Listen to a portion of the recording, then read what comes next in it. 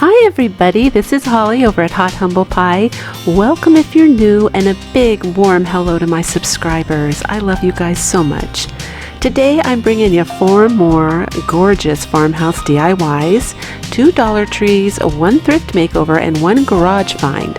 And today's an extra special video because I'm collabing with April from Adair Shares. I have been following April since she first started. Her channel features Dollar Tree DIYs, but she tends to do new and innovative twists with those, which I love, as well as amazing thrift makeovers. And she also has some serious painting skills when it comes to distressing. I love to watch April distress. And April can make over chairs and stools like nobody's business. I mean, seriously, she has motivated me to redo my own kitchen stools. And she also takes you out and shares her beautiful garden with you, where she grows all kinds of fruits and vegetables. There's just something about April. I have not missed one single one of her videos. I love watching her, and I think you will too. Her channel has a light, fresh, happy energy. So when you're done with this video, please pop on over to watch April do some more crafting fun. And if you haven't yet subscribed to my channel, I'd love it if you click that button. DIY number 1. You're going to need one of the smaller Dollar Tree stovetop burner covers. I love that rooster, it's so cute. And some rope. I use sisal rope and some masking tape. I love sisal rope over the jute twine because they tend not to treat it with any oils or chemicals, and so it's a very natural thing to work with. I mean, it actually smells like sweet hay when you're working with it, and it's not great for every project, but it works for almost all of them. And I personally think it looks more farmhouse because it kind of looks like hay. It has a much more rustic look than the jute twine's really nice, but the jute twine tends to smell like it's covered in kerosene. And I'll tell you guys, I found a great deal on Amazon. It was $13 for 300 feet. I was so excited. 1/4 inch jute twine. So I ordered it, and I should have known you never get anything for nothing. It came, and I was working with it for about 5 minutes, and my heart started pounding, my ears were ringing, my vision even kind of blurred. I got a super bad headache just from touching it, and that went back so fast. I have never reacted like that to any jute twine before, even when it smells like straight petrol. And I think that one maybe was in a warehouse where they had to treat it with, for insects maybe. It had other things on it, but whenever something is that cheap, be suspicious, because that was cheaper than the Dollar Tree. So I just ordered more from the Dollar Tree, but this is my favorite sisal rope. I still love it way above the jute twine for farmhouse decor. I just think it looks way more farmhouse-ish and rustic. So here I am, just starting to twirl it, and I always twirl my rope a little bit in my hand first before I put it down in that center glue. It kind of helps it get started better, and you don't burn your fingers that way because it's a bigger circle when you put it down on your first dot of glue. And you can see what I've been doing. I covered this burner top, I think that's what it's called, burner top, with masking tape first. And for those of you that have watched my previous videos, I use masking tape because it's cheaper. It doesn't leave stickiness on my scissors. I've been using it since the 1990s to make, a more adhesive surface, I guess, for hot glue to stick to, because it doesn't always like to stick on metal and glass. But I have seen other creators, quite a few, use duct tape. Use whatever you're comfortable with, as long as it's a sticky tape. Masking tape has always worked for me. It's always adequate. I've never had it lift or come off. And you always have to weigh things up with how important a project is to you. I mean, if you're redoing like a lamp that's going to hang high and you can't reach it, and you definitely don't want anything to lift, and you don't want to take any chances, and it's going to have heat on it, etc., go for the duct tape. But if it's something that you have more control because it's right, it's on the ground, it's a light craft, you're not going to be, there's no heat exposure or extreme temperature changes, masking tape works fine. And I'm just going to burn off any little stray hairs here that are a bit too long. I'm using the stain from Amazon. It's a water-based acrylic stain. I mix it with a bit of black paint. It's marginally more slippery than brown paint, I guess, and if you're interested, it's in the link in my description box, but if you don't have it, just use brown paint, no big deal. I just love it mixed with black. I think it makes a really pretty black walnut stain, and I'm applying it with a baby wipe.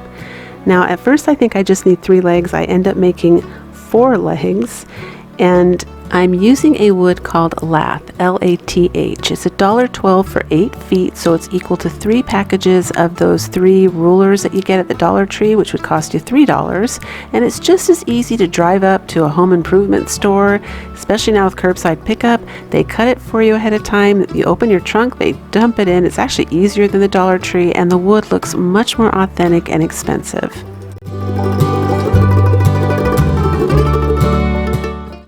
So hot glue sticks really brilliantly to sisal rope. You don't need to use anything else. And for those of you that didn't notice, I did go down a little bit longer on the sides. I didn't just go the width of the metal on the side. It hangs down a little over 1 inch long so that the legs had something to stick to. You just glue the sisal rope on top of itself.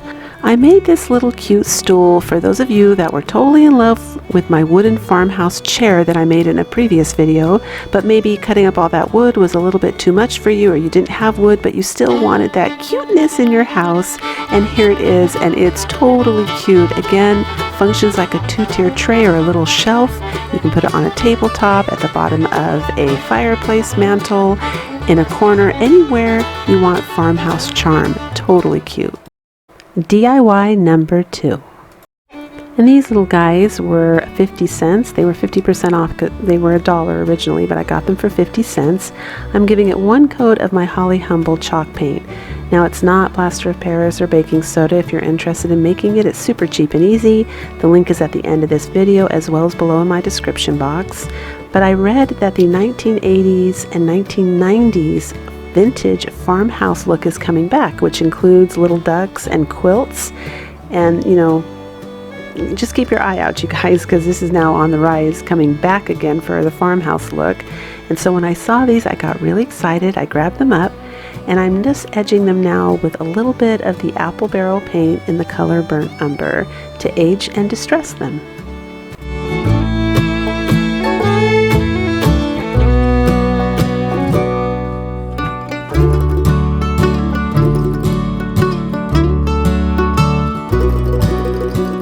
And here I'm going for the more chippy kind of, more pronounced distressed look. I didn't want to do the light dry brushing. I definitely wanted some streaks on them.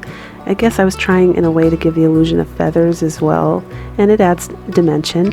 And I'm using a black Sharpie permanent marker to add little eyes, and I'm going to use a brown pen and just color in the little beaks as well.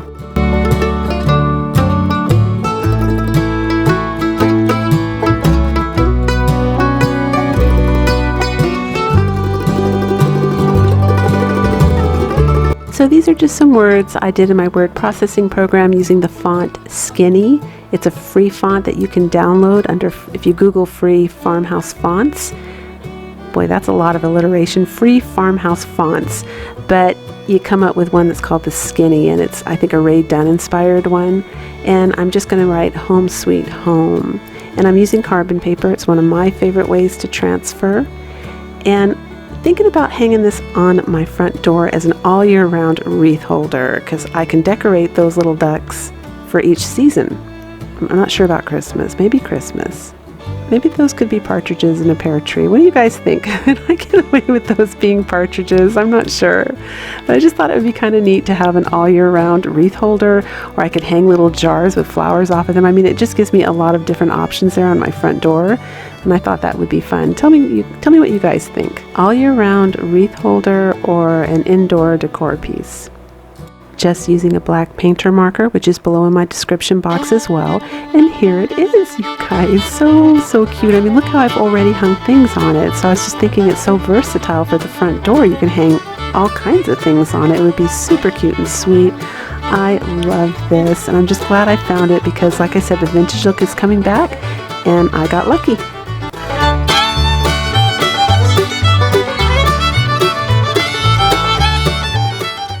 DIY number 3. My lovely sister found these at a yard sale and she gave them to me, and I took them because they're very pretty, and my lovely sister gave them to me, so I'm very sentimental that way. But as you can see, they're not quite my style. They're more, I think, like a glamorous shabby chic, and I'm going to attempt to turn these into more of a farmhouse. I'm pretty sure flowers of all kinds go with farmhouse, but you've got to put it in the right setting. So obviously the first thing I'm going to do is get them out of their frame, which was pretty tough. I had a hard time with that. I lost the footage. I get them out and I end up painting them with the antique parchment by Apple Barrel. I just paint them beige, and then I take a pencil and I draw the little scoring lines on, and those little ovals there, I just took a brown Sharpie and colored them brown because they were originally gold, just like the frames. And now I'm taking the burnt umber and I'm adding some wood grain.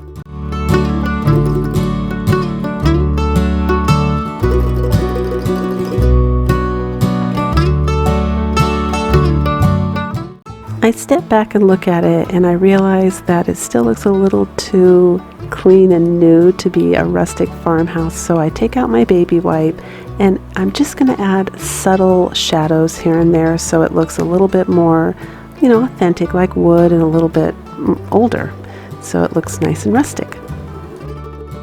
I'm happy with this now. It totally looks farmhouse. It's looking good, and I'm moving on now to that gold glam frame. And I'm going to start by giving it one coat of white farmhouse chalk paint. I love the farmhouse white.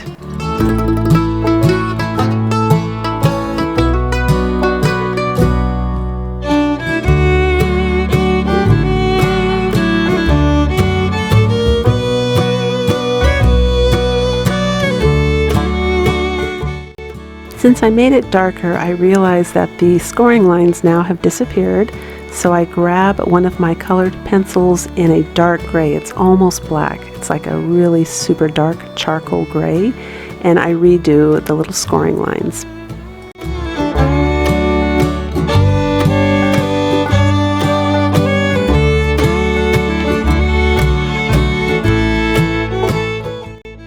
And to get it to go with my decor just a little bit better, I need to dirty up and distress those frames just a little bit.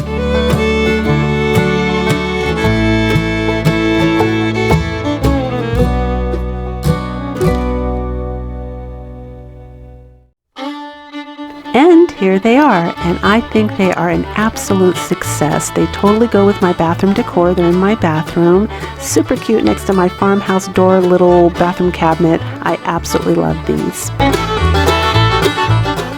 DIY number 4. So this next DIY was a highly requested DIY. I had hundreds of people emailing me, asking me about a DIY they see in some of my intros. And I just want to let you guys know this was the second video I ever filmed, and I did not know what I was doing. I didn't know about lighting. I didn't know about focus. I didn't know anything. So I'm in front of a window, the least flattering lighting you can possibly use, but the video is good enough to show you guys how I made it, and that's the most important thing. But I just wanted to let you guys know what we're in for next.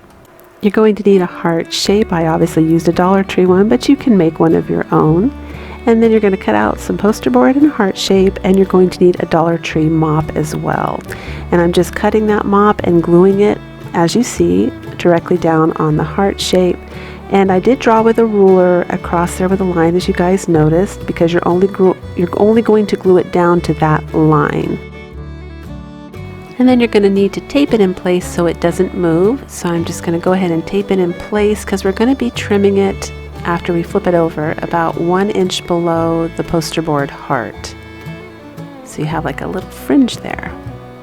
And now you're going to see why I drew that line. You're going to bend it at that line in the back, and you're going to be cutting off the bottom part because we don't need that. We want the bottom part to be hanging and free flowing. And I use skewer sticks and craft sticks to give that part more stability. You can use whatever you want on the back there.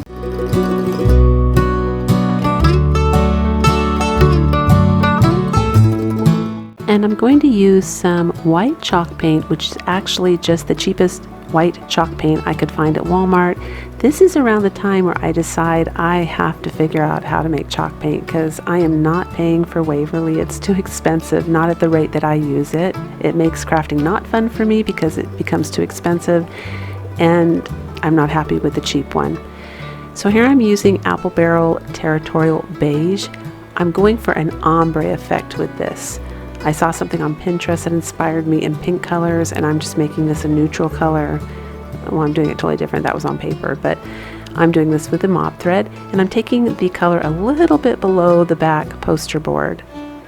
And the next color is Khaki from Apple Barrel. These are all Apple Barrel paints, and I'm just going in the design of the V shape here. I'm going to show you in a minute. I'll turn it around and show you kind of how I'm doing that. There I go.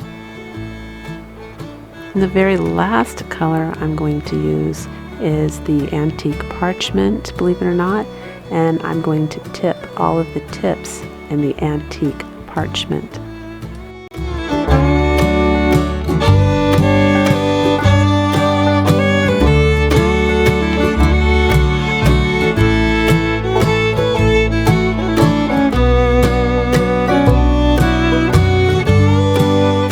And there's the final thing. I really like the way the Territorial Beige got darker there too at the seam of the poster board, and I just think that looks so cool and rustic.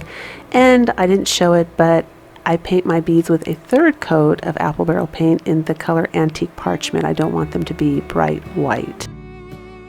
We're gonna use a needle, some twine. This is jute twine from the Dollar Tree as well, and I tie a nice little bead of, you can see what I'm doing. I tie a nice little strand of beads at the top there, and I'm just gluing them on the back. And then I'm using little beads. These are the smaller ones from the Dollar Tree, and I decide those would look really pretty at the end. Now here's a trick, and you guys can see it here. When you put the beads on, at first I glued them on, they look so fake. They look like they were just glued on and the yarn was hanging over the edge because it was thicker than the bead. If you put it on and you spin it as the hot glue is drying, you press and you spin. You can see me doing it. Press and spin as the hot glue is drying. It makes it look like the yarn goes through the hole of the bead, like it's actually threaded on the mop yarn. So that's the trick I figured out. And of course I glue 2 beads together in some places, 3 beads together in some places. I just kind of do a variety so we get lots of dimension and texture, and you know, it comes out really pretty, but you can do it however you want to do it. There was no rhyme or reason to this. I wasn't counting. I was just kind of doing it all by eye and placing them wherever I thought it looked nice to keep the piece looking balanced.